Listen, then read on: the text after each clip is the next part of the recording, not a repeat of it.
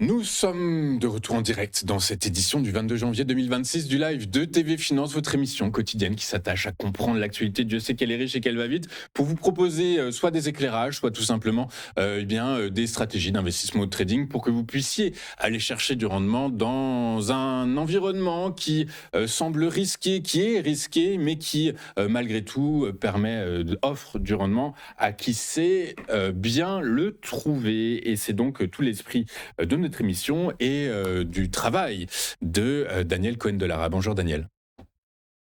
Bonjour Louis-Antoine. Merci beaucoup Daniel d'être avec nous ce matin. Une fois n'est pas coutume de vous retrouver le jeudi matin à mes côtés. Daniel Cohen de Lara, vous êtes associé chez Next Momentum, ancien président de la FAT, l'association française de l'analyse technique, avec nous pour nous aider à construire nos portefeuilles d'investissement de trading. Et on va commencer avec Event. Event, c'est ex-ALD, c'est de la location de voitures qui semble être arrivé à une forme de croisée des chemins, un carrefour.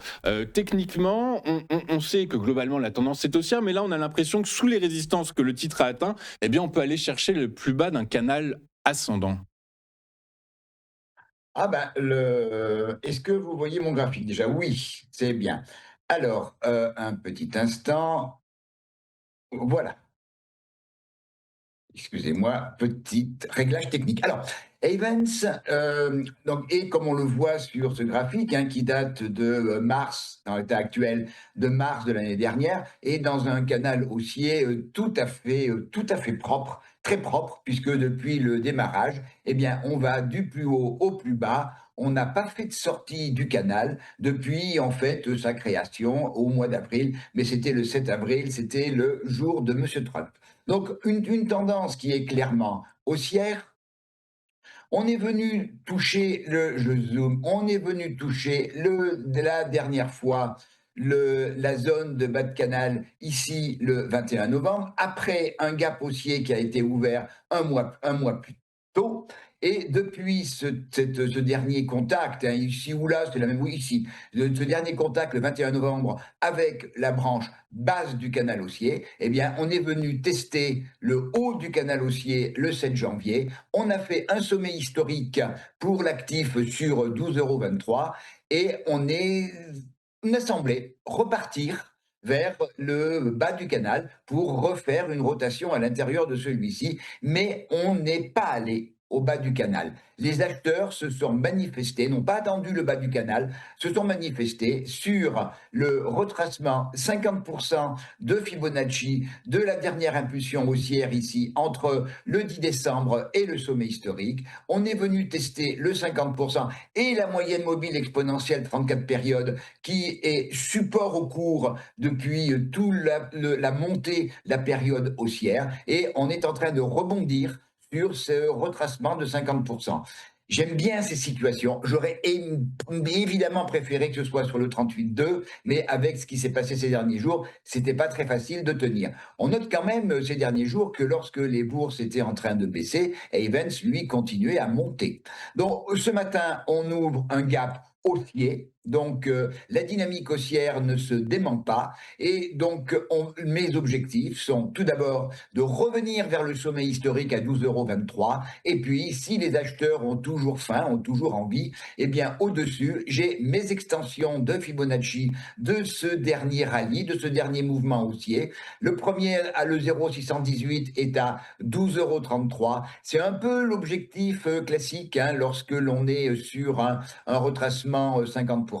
Et puis au-dessus, 12,62 et 12,99. En fait, il faudra, si on rajoute un phénomène de temps, et je vais modifier ici comme ça, hein, déplacer, en fait, mes objectifs seront eh bien, le contact entre la branche haute du canal haussier et mes niveaux d'extension de Fibonacci. A contrario, si on venait casser la zone des 11,26 €, cette impulsion haussière serait invalidée et certainement on reviendrait tester la branche basse du canal haussier. Mais vous l'avez compris, Louis-Antoine, ma vision, elle est plutôt haussière, c'est-à-dire d'aller directement vers le haut du canal, vers 12,33, 12,62 et 12,99 dans le temps. C'est ça, on a compris que votre vision est plus long terme que court terme sur le titre de Evans. On a l'impression, quand on regarde les chiffres de Evans, d'un ajustement du modèle économique, notamment au regard de l'évolution de l'endettement net. Mais globalement, même donc les analyses financières aussi restent plutôt neutres, hein. La neutralité domine, j'ai l'impression, dans l'esprit des analystes, hein, techniques ou financiers. Les objectifs de cours sont revus légèrement à la baisse, mais on reste, de toute façon, quoi qu'on arrive aussi, hein, je crois de mémoire, on a 18 euros d'objectifs de cours. Donc voilà, ça matérialise une Ouais. tendance haussière de long terme, quoi qu'il arrive. Ben, actuellement, tel que l'on est, tant qu'il n'y a pas d'événements micro, pardon, concernant cette société, la gestion de flotte, qui viennent infirmer le schéma actuel, eh bien, le marché est demandeur. Le marché est acheteur et on met du titre Avens dans les portefeuilles de manière claire. On peut regarder également un instant si je viens rajouter les volumes à mon graphique. Bon, on a en bleu, c'est la moyenne mobile sur 40 périodes.